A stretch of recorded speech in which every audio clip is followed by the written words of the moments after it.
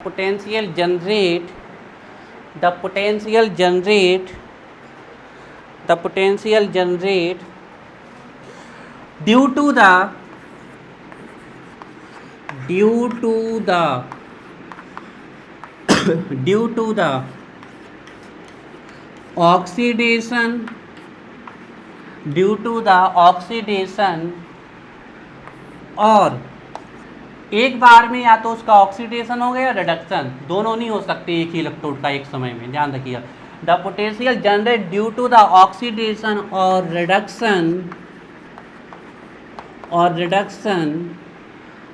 Of an electrode of an electrode of an electrode of an electrode. बच्चों सुनो थोड़ा सा,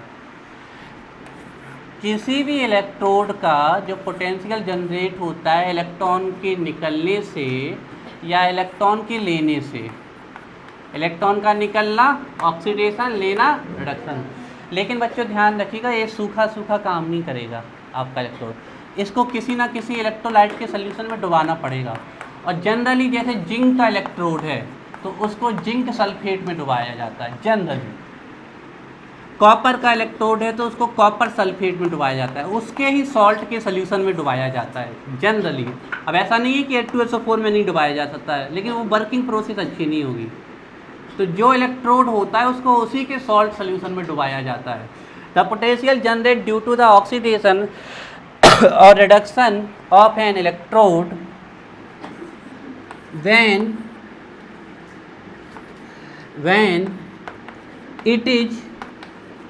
when it is dipped in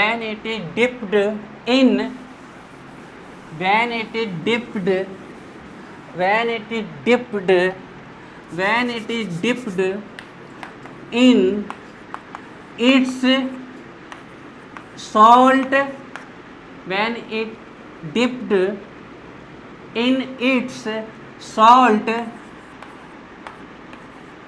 salt bracket में लिख लेना ion, sorry ionic, when it is dipped in its salt solution is called electrode potential, is called electrode potential, is called electrode potential, is called electrode potential। बच्चों देखो अब ध्यान से, हमें पूरी फीलिंग चाहिए पकड़ने की। अब हम, क्योंकि आप लोगों को थोड़ा भी कम समझ में आ रहा है, वो टेस्ट से पता चला हमें, इसलिए हम और गहराई से अब आप लोगों को समझाने की कोशिश करेंगे। बच्चों देखो थोड़ा ध्यान से, कोई भी इलेक्ट्रोड को जब आप डिप्ट करोगे, अब ऑक्सीडेशन किसका होगा, रिडक्शन, उसकी चिंता भी आप छोड़ दो, वो धीरे धीरे बता देंगे हम। जब इलेक्ट्रोड को आप डुबाओगे सॉल्यूशन में, ठीक है ना, तो इलेक्ट्रोड का ऑक्सीडेशन और किसी दूसरे इलेक्ट्रोड का रिडक्शन चालू हो जाएगा। लेकिन जनरली जैसे आप जिंक का इलेक्ट्रोड डुबा रहे हो, जिंक का, तो उसको जिंक सल्फेट के ही सोल्यूशन में डुबाया जाता है। और जिंक सल्फ्यूट का सोल्यूशन अगर टूटेगा तो क्या देगा, जिंक +2 आयन और SO4 -2 आयन। तो देखो, the potential generate due to the oxidation, या तो इलेक्ट्रॉन निकले oxidation, the potential generate due to the oxidation, या इलेक्ट्रॉन ले। अब एक इलेक्ट्रोड का अगर ऑक्सीडेशन होगा तो दूसरे का रिडक्शन होगा पक्का, तो एक ही समय में ऑक्सीडेशन पोटेंशियल भी जनरेट होगा और रिडक्शन ही, और दोनों के पोटेंशियल के जनरेट होने से हमारा सेल बन जाएगा, तो सेल पोटेंशियल आ जाएगा, ठीक है। The potential generate due to the oxidation reduction of an electrode. लेकिन वो इलेक्ट्रोड कहाँ पर होना चाहिए, कहाँ होना चाहिए, अपने ही सॉल्ट सोल्यूशन के कांटेक्ट में, या अपने ही आयन के सोल्यूशन के कांटेक्ट में, उसको हम क्या बोलते हैं, इलेक्ट्रोड पोटेंशियल। साधारण भाषा में बिल्कुल बच्चों आप इतना से याद कर दो, इलेक्ट्रोड की इलेक्ट्रॉन देने की टेंडेंसी या लेने की टेंडेंसी से ही जो पोटेंशियल जनरेट होता है उसे हम क्या बोलते हैं, इलेक्ट्रोड पोटेंशियल। लेकिन हमें फीलिंग वाइज याद करना पड़ेगा कि इलेक्ट्रोड ऐसे नहीं इलेक्ट्रॉन देंगे, उसको डिप्ट करना पड़ेगा हमें किसी ना किसी सॉल्ट के सोल्यूशन में, क्योंकि आप लोग पहले जान सके हो कि ये चीज़ें सॉलिड स्टेट में इलेक्ट्रिसिटी कंडक्ट नहीं करती हैं। इनको या तो डिजॉल्व करो, आयंस बनाओ, या इनको गलाओ, है ना, उसी प्लेस पे करती है।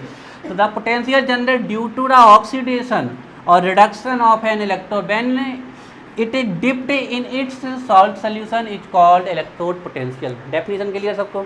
इलेक्ट्रोड पोटेंशियल क्लियर है? डेफिनेशन कहीं दिक्कत तो पूछो फास्ट।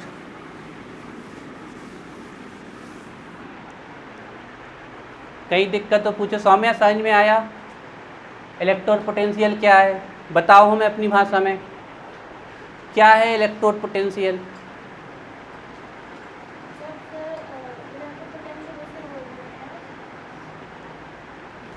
नहीं, देखना नहीं है हमें, वो वाली भाषा नहीं चाहिए। आप क्या समझे? जे इलेक्ट्रोड है इसका पोटेंशियल कब आएगा? तो फिर इसमें या तो ऑक्सीडेशन चालू हो जाएगा, रिडक्शन। तो उस समय जो पोटेंशियल जनरेट होगा, जो वोल्टेज जनरेट होगा, वही क्या कहलाएगा? आप कहोगे सर जो हमारा बैटरी का सेल आता है इसको तो डिप नहीं करते, उसमें भी भैया इलेक्ट्रोलाइट है लेकिन मोल्टन स्टेट में है, काला काला रहता है ना, वो इलेक्ट्रोलाइट है, ड्राई कंडीशन में रहता है। तो साइंस ने तरक्की कर ली है, हम अभी स्टार्टिंग पॉइंट में पढ़ रहे हैं। क्लियर है इलेक्ट्रो पोटेंशियल? सानिया क्लियर क्या है बताओ?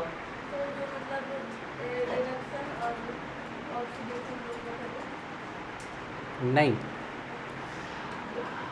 किसी भी इलेक्ट्रोड को जब उसके ही सॉल्ट के सोल्यूशन में डुबा दिया जाता है तो इलेक्ट्रॉन निकलते हैं, ऑक्सीडेशन होता है, इलेक्ट्रॉन गेन होते हैं, रिडक्शन।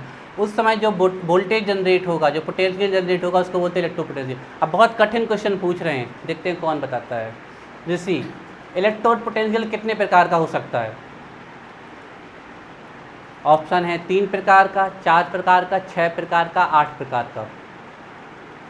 कितने प्रकार का हो सकता है इलेक्ट्रोड पोटेंशियल? फिर भी इन्हीं में से आंसर है, कोई बताओ। 3 प्रकार का, 4 प्रकार का, 6 प्रकार का, 8 प्रकार का। कितने प्रकार का हो सकता है शिक्षा? 4 प्रकार का। तो ये था कितने प्रकार का? 4 प्रकार का। नेहा कितने प्रकार का? इलेक्ट्रोड पोटेंशियल कितने प्रकार का हो सकता है नेहा? 3 प्रकार का, 4 प्रकार का, 6। हाँ बिल्कुल बिल्कुल बिल्कुल सही जा रहे हो, बिल्कुल सही जा रहे हो। कितने प्रकार का हो सकता है? नहीं नहीं सारा 2। आंसर है 2 बच्चों,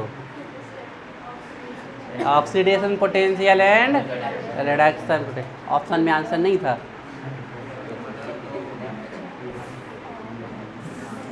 डालिए heading, types of electrode potential. Types of electrode potential, types of electrode potential, types of electrode potential. बच्चों चाहे 50 इलेक्ट्रोड हो, चाहे 5-6 इलेक्ट्रोड हो, या तो उनका ऑक्सीडेशन होगा या reduction. Types of electrode potential, 2 types, 2 types. सारा बहुत ध्यान से पढ़ रही है, इम्प्रूवमेंट सारा। 0.1 से आज आप 0.2 पे पहुंच गए, रास्ता बहुत बड़ा है 100% तक। नहीं आपने बढ़िया आंसर दिया। 2 टाइप्स का होता है इलेक्ट्रोड पोटेंशियल। बच्चों आपको पता है इलेक्ट्रोड पोटेंशियल कहाँ से निकाला जाएगा? कहाँ से निकाला जाएगा इलेक्ट्रोड पोटेंशियल? एक ही इक्वेशन है, नर्नास्ट इक्वेशन, नर्नास्ट इक्वेशन। लेकिन स्टैंडर्ड इलेक्ट्रोड पोटेंशियल ये आपको निकालने की कोई ज़रूरत नहीं है, ये हमेशा आपको दिया रहेगा। इसको पूरे आपके IUPAC ने बना के, अभी समझ में आएगी कहानी, अभी जल्दी नहीं आएगी, धीरे धीरे आएगी समझ में। बच्चों 2-5 मिनट और पढ़ते हैं ना। 2 टाइप्स। ऐसे बच्चों कॉलम बना लेना है, ज़्यादा बड़ा ना बनाना, छोटा सा ना, 4-4, 5-5 लाइन का। 2 टाइप्स। पहला होता है ऑक्सीडेशन पोटेंशियल। ऑक्सीडेशन पोटेंशियल हम जितना बच्चों पढ़ाए बस उतना ही पढ़ के आना है आपको, घर से बिल्कुल आगे और पीछे की नहीं सोचना है। और दूसरा होता है रिडक्शन पोटेंशियल। और आप देखना शायद कल ही आप इसमें आपको बहुत तेज़ी से समझ में आ जाएगा कि चल क्या रही है कहानी।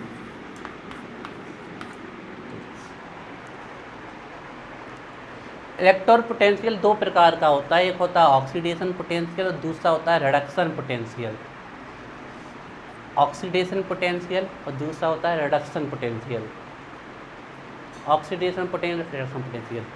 अब फिर बहुत कठिन question, Anamika, oxidation potential electron के निकलने से होगा कि इलेक्ट्रॉन के आने से होगा?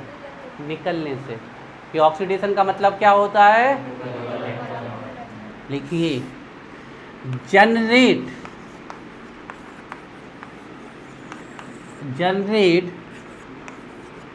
Due to the oxidation,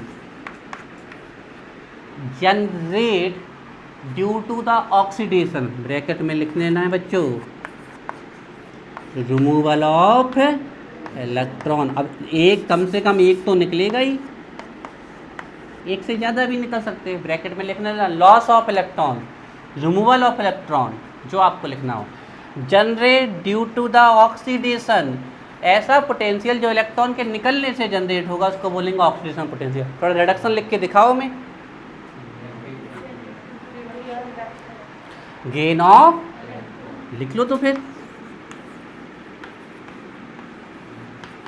generate due to the reduction,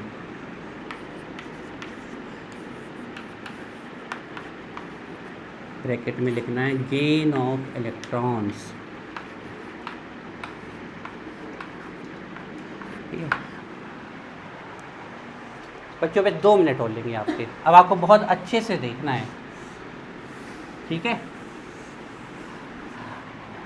क्योंकि अब चीज़ें जो हमारी फिजिकल आई हैं उनसे तो देखना है, लेकिन अब हमें एक हमारी लॉजिकल आई जो होती है, कॉन्सेप्चुअल आँखें होती हैं, उनसे भी हमें देखना है। क्योंकि हमें कभी नहीं बताया जाएगा कि सामने वाला आपको ऑक्सीडेशन पोटेंशियल दिया कि रिडक्शन, आपको खुद जज करना है। ठीक है, ऑक्सीडेशन पोटेंशियल देख के जज करना है। ठीक है, हम यहाँ पर एक रिएक्शन लिख रहे हैं आपके सामने एग्जाम्पल के फॉर्म में। हमने लिखा Zn+2, ये रिएक्शन भी आपको लिखी नहीं मिलेगी। Zn+2, बताओ क्या हुआ? ऑक्सीडेशन हुआ इसका। और कितने इलेक्ट्रॉन का हुआ? 2। ये भी पता होना चाहिए इलेक्ट्रॉन कितने निकले, इन सब की जरूरत पड़ने वाली है हमें न्यूमेरिकल सॉल्व करने में, है ना। फैराडे के न्यूमेरिकल, सब न्यूमेरिकल सॉल्व करने में कितने निकले ये भी पता होने चाहिए। अब आपके सामने ऐसा लिखा आ जाता है Zn/Zn+2, ये लिखा आ जाएगा आपके सामने। तो आपको इसको देख के समझना पड़ेगा कि ये कौन सा पोटेंशियल लिखा है। हम यहाँ से देखेंगे Zn किस पे गया, Zn+2 में, तो हम यहीं से अपना लॉजिक लगाएंगे कि इसने इलेक्ट्रॉन निकाले हैं, और निकाले हैं तो कौन सा पोटेंशियल। तो ये बच्चों अब आपको आज से पढ़ना आना चाहिए। हालांकि ये पोटेंशियल कोई भी नहीं निकाल सकता है, क्योंकि अमेरिका वाला निकालेगा तो अपने टेम्परेचर पे, पन्ना वाला अपने टेम्परेचर पे, दिल्ली वाला अपने टेम्परेचर पे, तो IUPAC आएगा, इसको कौन सी कंडीशन लगा देगा, उस तक पहुंच रहे हैं अभी, है ना, उस तक नहीं। तो ये पोटेंशियल कोई नहीं निकाल सकता, लेकिन एक जगह से निकाला गया, ये नर्नस्ट इक्वेशन से निकाला गया, ये थोड़ी देर होता है। ठीक है ना, तो इसको आप ऐसे लिख सकते हो, या फिर इसी को आप लिख सकते थे EOP। ठीक है, ये है आपका ऑक्सीडेशन पोटेंशियल। ये आपको कहीं नहीं दिया होगा, किसी भी किताब में नहीं प्रेजेंट है पोटेंशियल, कहीं पर भी नहीं है पोटेंशियल। हाँ, आपको कंडीशन दे दे तो आप ये निकाल सकते हो with the help of Nernst equation. ये पोटेंशियल कहीं नहीं है। किसी को भी जिंक का इलेक्ट्रोड पोटेंशियल नहीं पता, ये टेम्परेचर अलग अलग होगा तो अलग अलग आएगा। स्टैंडर्ड कंडीशन पे इसका पता है, स्टैंडर्ड कंडीशन पे इसका पता है। स्टैंडर्ड कंडीशन में इसका ऑक्सीडेशन पोटेंशियल है 0.76 वोल्ट। तो स्टैंडर्ड कंडीशन में इसका रिडक्शन पोटेंशियल कितना होगा? फिर बच्चों बहुत ज़्यादा समझ लिया, थोड़ा कम समझो अभी, बहुत तेज़ी से अभी कम समझना है हमें, तुम लोग बहुत तेज़ी से समझ रहे हो। कॉपर +2 इलेक्ट्रॉन ले रहा है, तो एक कॉपर में चला गया, क्या हुआ? Reduction potential. बच्चों लिखा है तो समझना है हमें।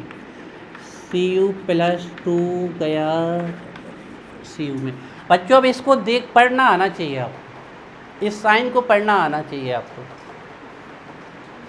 ए Cu+2 से Cu में जा रहा है, मतलब क्या हो रहा है? रिडक्शन। तो ये रिडक्शन पोटेंशियल है। हालांकि कहीं पर भी रिडक्शन पोटेंशियल नहीं है, दुनिया की किसी भी किताब में रिडक्शन पोटेंशियल है ही नहीं। स्टैंडर्ड रिडक्शन पोटेंशियल है, क्योंकि अपने अपने टेम्परेचर पे निकालेंगे तो ये अलग अलग आएगा। तो अभी IUPAC आएगी, लेकिन आज नहीं लाएंगे IUPAC को, कल लाएंगे हम IUPAC को, और इनको हम रिडक्शन RP को SRP में कन्वर्ट कर देंगे और OP को SOP में कन्वर्ट कर देंगे। J हो गया E से इलेक्ट्रिसिटी या एनर्जी, यहाँ E का मतलब इलेक्ट्रोड नहीं है, ध्यान रखिएगा, ठीक है ना। E के साथ, और OP का मतलब ऑक्सीडेशन पोटेंशियल। ये समझ में आ गया? ये क्लियर है? कहाँ से निकालोगे इसे? नर्नस्ट। ध्यान रखना, बिना स्टैंडर्ड कंडीशन के कुछ भी निकालोगे, चाहे इलेक्ट्रोड का पोटेंशियल चाहे सेल का पोटेंशियल, वो नर्नस्ट। और स्टैंडर्ड कंडीशन का बिल्कुल आप लोग कल ही निकालना चालू कर दोगे। तो कल बच्चों इसको स्टैंडर्ड कर देंगे हम, ठीक है। जाने से पहले छोटे छोटे 2 क्वेश्चन पूछेंगे आज। ऑर्गेनिक केमिस्ट्री नहीं, हाँ बंद कर,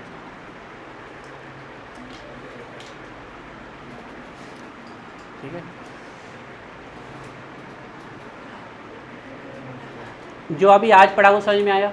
इतना ही बच्चों अच्छे से याद कराना प्लीज़। इसके आगे की फिर हम कल समझाएंगे नहीं, इससे ज़्यादा नहीं सोचना अभी, इतना ही बस पढ़ लेना। इलेक्ट्रोड पोटेंशियल क्या है? जो पोटेंशियल ऑक्सीडेशन रिडक्शन से जनरेट होता है वो इलेक्ट्रोड पोटेंशियल 2 ही प्रकार का हो सकता है, एक ऑक्सीडेशन के कारण, एक रिडक्शन के कारण। ऑक्सीडेशन के कारण होगा तो ऑक्सीडेशन पोटेंशियल कहलाएगा, रिडक्शन का रिडक्शन। हालांकि ये वाला पोटेंशियल कहीं नहीं निकाला गया है, ना कहीं दिया गया है, क्योंकि कंडीशन बदलेगी तो ये बदलता रहेगा। हाँ, इसका स्टैंडर्ड वर्जन दिया गया है और हर जगह प्रेजेंट है, जो हम कल बताएंगे। और ये वाला पोटेंशियल कहाँ से निकालोगे? ये निकलेगा नर्नस्ट इक्वेशन से, और इन दोनों को जोड़ दोगे तो जो सेल बनेगा वो भी बिना कंडीशन वाला, उसका भी नर्नस्ट इक्वेशन से, और स्टैंडर्ड वाला सब आप लोग हवा में निकालते चले जाओगे। छोटा सा क्वेश्चन पूछ लें हम, छोटे छोटे से 1-2 ठो। ये वाला पोटेंशियल कौन से इलेक्ट्रोड पे जनरेट होगा? कौन साइड होगा? बिल्कुल सही। और ये वाला कौन साइड होगा? मान लो इसका स्टैंडर्ड वर्जन दिया गया है और वो X है,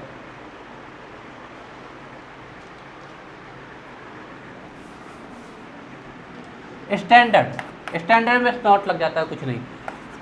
Zn+2 Zn -0.76 वोल्ट है, जिससे पूछे वही बताएगा, हालांकि बहुत कठिन है। तो Zn+2 अनामिका, इसकी वैल्यू कितनी होगी? इसकी कितनी है और तो इसकी कितनी होगी?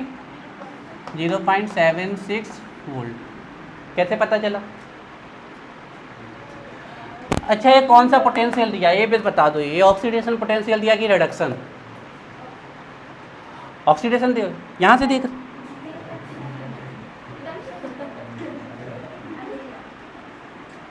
नहीं आप इनको देख के नहीं फंस जाओगे, आपको यहाँ से चेक करना है क्या हो रहा है, इसका रिडक्शन हो रहा है, क्योंकि ये Zn+2 से किस में गया? जिंक में। तो ये रिडक्शन पोटेंशियल दिया है, और ये वाला तो एक ही इलेक्ट्रोड का ऑक्सीडेशन रिडक्शन पोटेंशियल क्या होता है? Opposite, sign by. होमवर्क लिख लो।